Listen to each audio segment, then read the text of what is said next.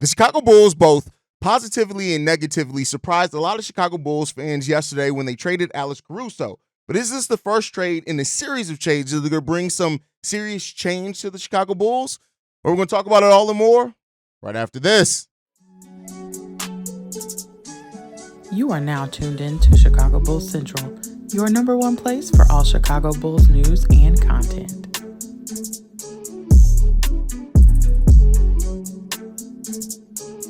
What's going on, Bulls fans? Welcome to another episode of Chicago Bulls Central, your number one spot for everything Chicago Bulls related. I'm the host here, Haize. More importantly, you guys can follow the channel at Bulls Central Pod on every social media platform we happen to be on.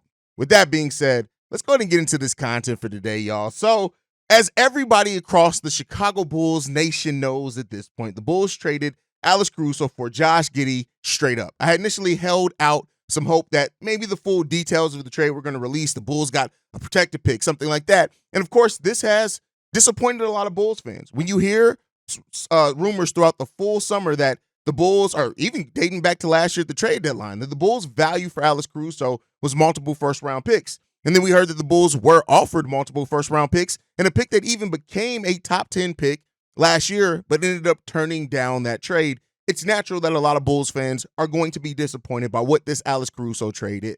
And make no mistake about it. If you guys saw the live stream, I very much so held out hope that the Bulls were going to get a first-round pick. I think where the timing of where the trade was announced, that usually you see those trades involve some type of picks when they happen before the draft like this. But ultimately, the Bulls are not getting that back. And Alex Caruso was the Bulls' biggest trade piece. Commonly looked at as probably the Bulls' most positive trade piece, even though the Bulls are looking to move Zach LaVine this offseason. More on that here in a second.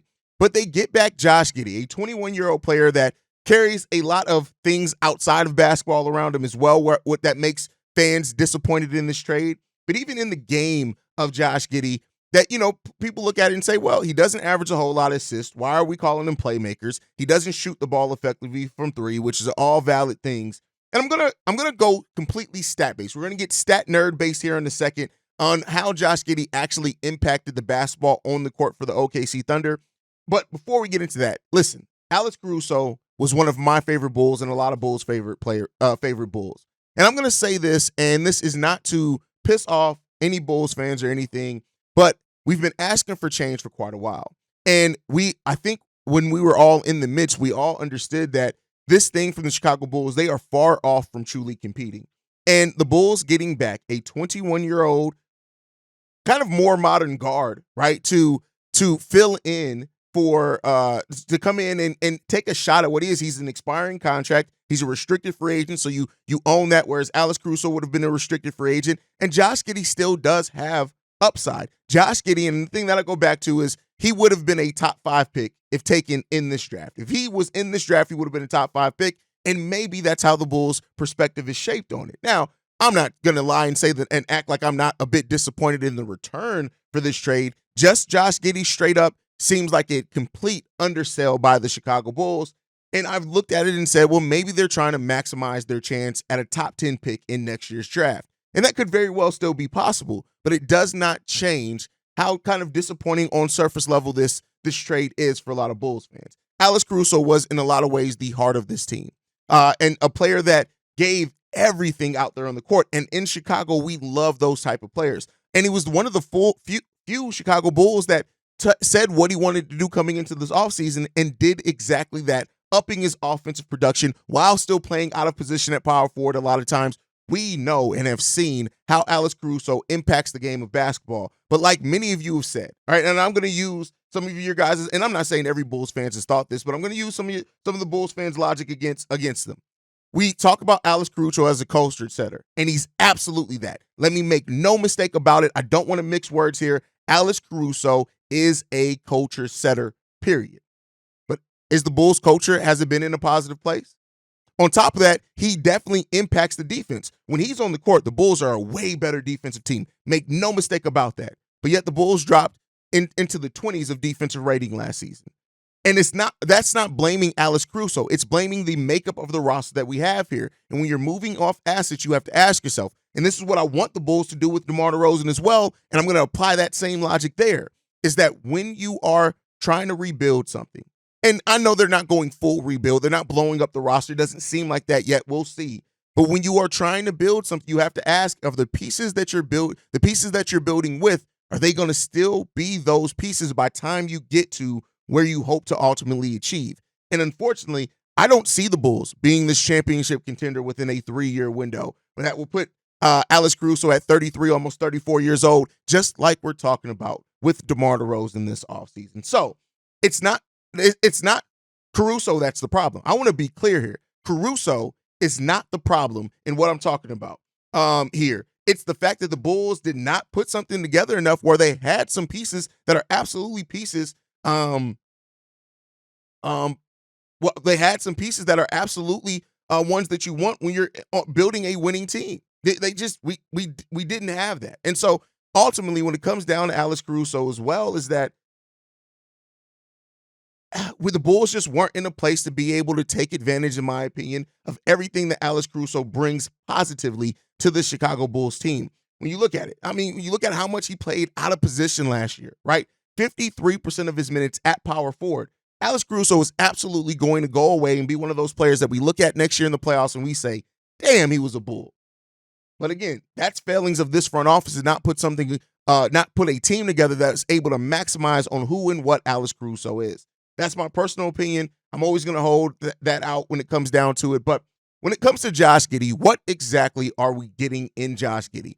And I want to look, you know me, I'm a stats guy. I like to look at stats. It doesn't tell the full picture, but I think it gives a better perspective than just looking at box score stats, right? So with Josh Giddey on the court last season, right, when he was on the court, the OKC Thunder shot a better effective field goal percentage. They had a higher assist rate of 3.1 when Josh Giddey was on the court. Their offensive rating was also 4 points better with Josh Giddey on the court than off the court. They also averaged more steals, more blocks. They had a better effective field goal percentage as well. Opponents had also a better effective field goal percentage. So I want to point that out because he's not nearly the defender that like an Alex Caruso is. On top of that, when you look at the offensive rating, I already said that the offensive rating for the team was better. The team also had a better true rebound percentage of +3 than when he was on the court than off the court. So Josh Giddey is a player that does positively impact the game. And I want to look at that rather than just look at the box score stats because that tells me the impact that a player makes and whether he positively impacts the way that basketball is played. Now in the playoffs, we know that Josh Giddey was disappointing, but even in the playoffs this past year, when Josh Giddey was on the court, the OKC Thunder averaged more offensive rebounds, more defensive rebounds, had a higher assist percentage of 5% better offensively than that. They also had a better offensive rating of only 1.4, so not a huge margin there. And their defensive rating also actually went up. The opponents had a worse offensive rating of -6.9 when Josh Giddey was on the court than when he was on the court. Meaning, I look at Josh Giddey as somebody who can play team defense. He's not a great one-on-one defender, and we have a lot of players that are like that, but maybe the team defense is there. Also, the offensive rating was better when he was on the court. The defensive rating was better than he was on the court. I say all that to say this. Josh Giddey, through the last year and last 2 years, because even in 2022-23, the Thunder were better in every statistical category when he was on the field outside of offensive rebounding, defensive rebounding, and block percentage. Everything else in 2022-23, when Josh Giddey was on the court, the OKC Thunder were a better team. So when you're taking a shot at a player, and I'm not saying this to say that Josh Giddey is some home run hit. He's not. But when you are resetting your table and you're going younger, you want players that impact the game of basketball the right way. And Josh Giddey does that. And so the question now lies in is how much can the Bulls develop Josh Giddey more than he had an opportunity to on the OKC Thunder because he was playing next to Shai Gilgeous-Alexander, and then Chet came in, and even with other players coming in, and his opportunities went down offensively. That's the question that that's what the Bulls are trying to bet on here, is that they're getting a young piece that because of having more opportunities, he's going to excel some playing with the Chicago Bulls. That's taking a chance. That's what that is. Now, is that chance going to pay off? That's where the question lies in, and that's where you have to ask yourself the faith that you either have in Billy Donovan, the Bulls player development staff, or whatever else. I'm looking at this at the big picture, right? on surface level, right now, with this trade, did the Chicago Bulls get better? Hell no. I'm not even going to try to sell you on that.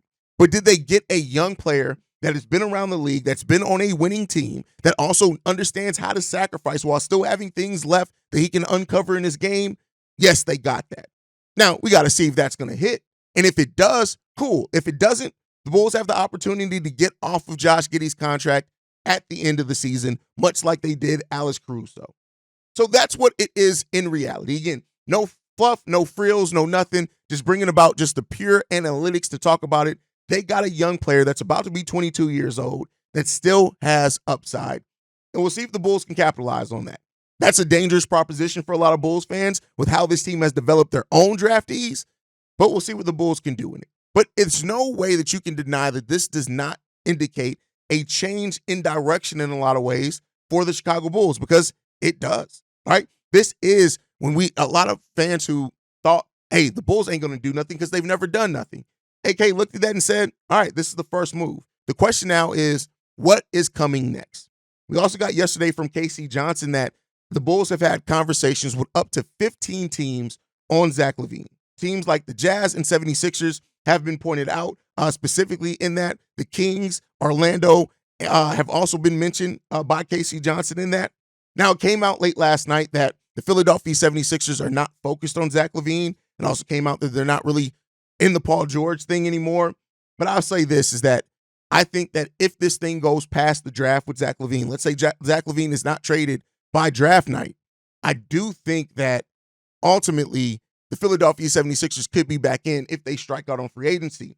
But it seems like right now the Bulls are focused on moving Zach LaVine. This is something that we've already known. But on top of that, it looks like the Bulls are truly in a place now where they are looking to reshape their roster. The Zach LaVine trade is the next big domino to fall. And some Bulls fans have asked themselves, well, with this Josh Giddey trade, are they still looking to move on from Zach LaVine? I still think that the answer is yes. When you're bringing in a guard like Josh Giddey to maybe pair now with Kobe White, you're moving Kobe White theoretically off ball, or maybe you're keeping Kobe at the point, playing Josh Giddey at the 2, which is some things that we can see. We'll see what Billy Donovan ends up doing with that.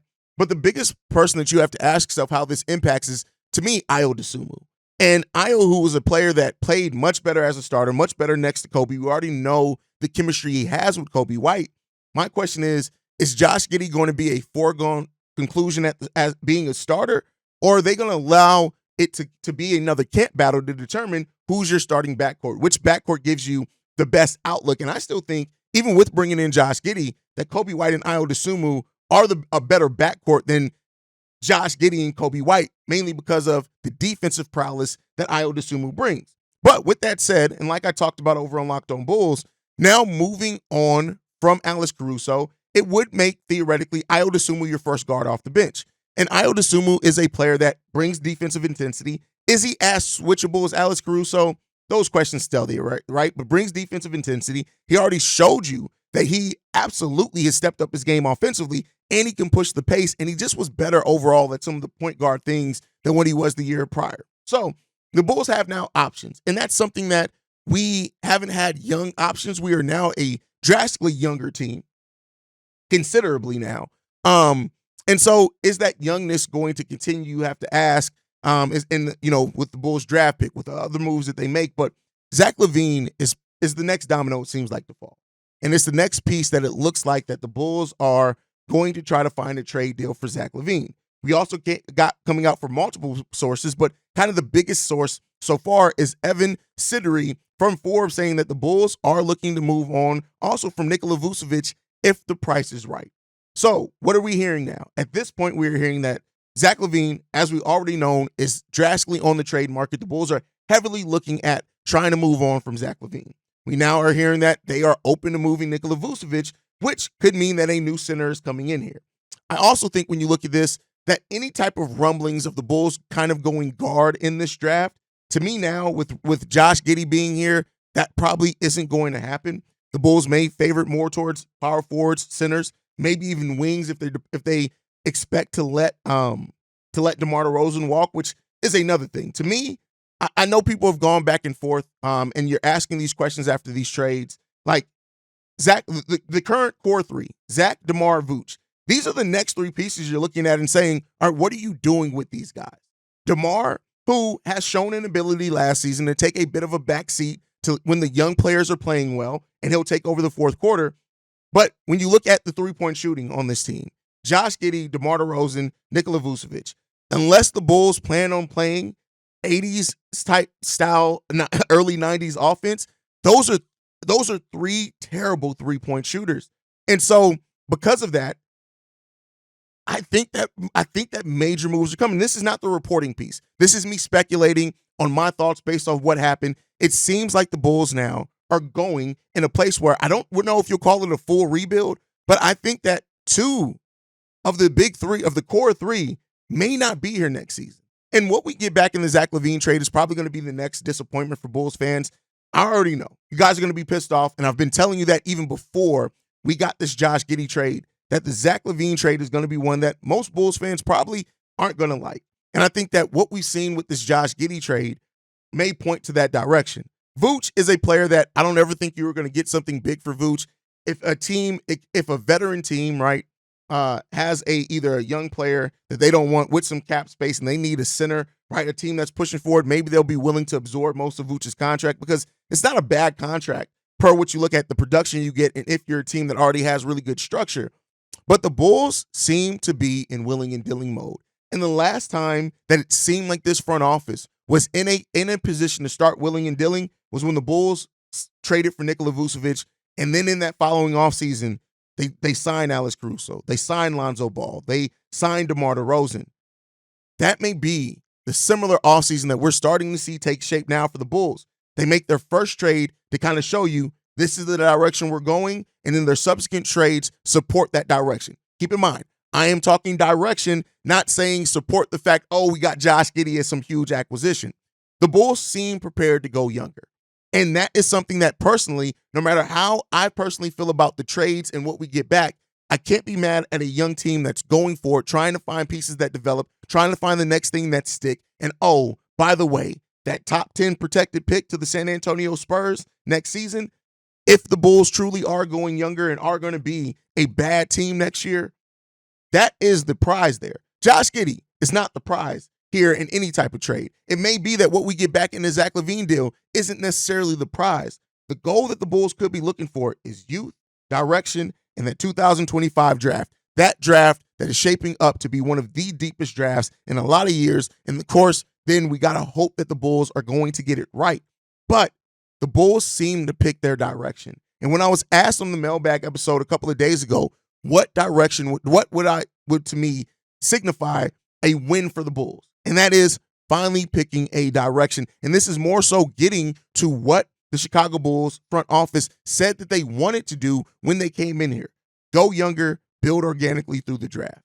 You have a player development department that at least the player that they worked with the most was Ayo Dosunmu. Seems like they know what they're doing. We got to see with Julian Phillips. We got to see with Dalen Terry, of course, right? So if you are going younger, this is the time. Billy Donovan, 2 years left on his contract. And we know that Billy Donovan as well, shout out to my Winton segment, Billy Donovan has shown a reluctance before to be a part of a rebuilding roster. And maybe this is a point of also going a different direction in that case. Make no mistake about it.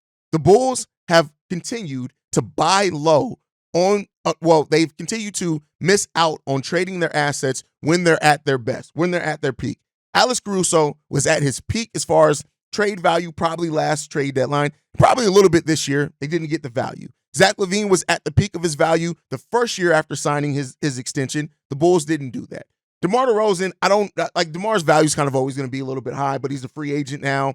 And then Nikola Vucevic, I think after last season when he played much better, was probably at his best position as well. So we continue to be a team that misses out on moving assets when their value is at its highest, and that is where the continued disappointment lays in. But here's what I'm going to say. If that 2025 draft, if they get it right then, that is where the Bulls' futures could drastically change. But that's still a what if. And it's hard to ask a team or ask a fan base to bet on that when you haven't really showed a propensity to draft well in your last 4 drafts. So that's what it comes down to. And then don't overlook the Lonzo Ball aspect of all of this. Ball family stands, cover your ears. You may get a little pissed off by this one. This one comes from Darnell Mayberry of The Athletic, who reports that the Chicago Bulls could very well look to trade the contract to buy out the contract of Lonzo Ball, and that his tenure with the Chicago Bulls could be coming to an end. And I know I saw so many Lonzo Ball fans when this trade went down saying that, oh, well, this means that Giddey, he's injury insurance for Lonzo. Ain't nobody, I've told you guys, Lonzo Ball at this point of his career, you can take all that comeback noise and things, and I hope that he does make a comeback. But in the case of the fact of the matter is this, is that you're not betting on Lonzo Ball to be part of your future anymore. That would be extremely asinine to do at this point. Now, if he proves it next season, things could change. But at this point, Lonzo Ball would be the first player not only to come back from knee cartilage replacement surgery, but also a meniscus replacement surgery. And typically, the first player to come back from anything, the history isn't on their side. So even if Lonzo Ball is able to come back, he's not going to be a huge part of the Chicago Bulls rotation, and he shouldn't be. So, with that said, with now hearing that Alex Caruso, who was one member of that core, is gone, hearing that Zach LaVine trades 15 possible teams interested in Zach LaVine, they're open to trading Nikola Vucevic, DeMar DeRozan's an unrestricted free agent. If the Bulls don't extend him by June 30th, he becomes an unrestricted free agent. And now, as well as Lonzo Ball, could be possibly bought out by the Chicago Bulls. This is a total course correction for the Chicago Bulls. But the biggest thing in this is you've now picked it seems like you're picking your course. Don't fuck this up. It's basically what it comes down to. AK and Eversley cannot. This is when you start seeing a front office those rumblings start happening as far as maybe this is their last time to try to get this right. If you course correct on this and you find a way to move off those contracts between now and next season, between now and the end of next season, so around this time next year, we could very well see DeMar, Zach, Vooch, and Lonzo all off this roster. And if that change of direction comes, what comes next after that, you have to start showing progression towards something. And so we'll see. All the speculation of the Bulls wanting to be this competing team because of the new network, XYZ, things like this, doesn't seem like that's the priority of this front office. And I've told you guys before that not every trade is meant to make you better in that moment. Some of the trades make you better in the long run because of how it puts you on a course for your team. And we got to see, is AK and Eversley going to take advantage of this new course? We'll see. But guys, thank you so much for tuning in. Make sure you guys are following the show at Bull Central Pod. You can send us any feedback, questions, comments, concerns. bullcentralpod@gmail.com. Lastly, if you guys want to leave a voicemail and our text message for the mailbag, the number to do so, 773-270-2799. We're the number one spot for everything Chicago Bulls related, and the mailbag's tomorrow, so make sure you guys get those voicemails and everything like that. But like I like to end every episode on, go Bulls. Love you guys. See red if you can, y'all. Peace. This has been a presentation of the Break Media.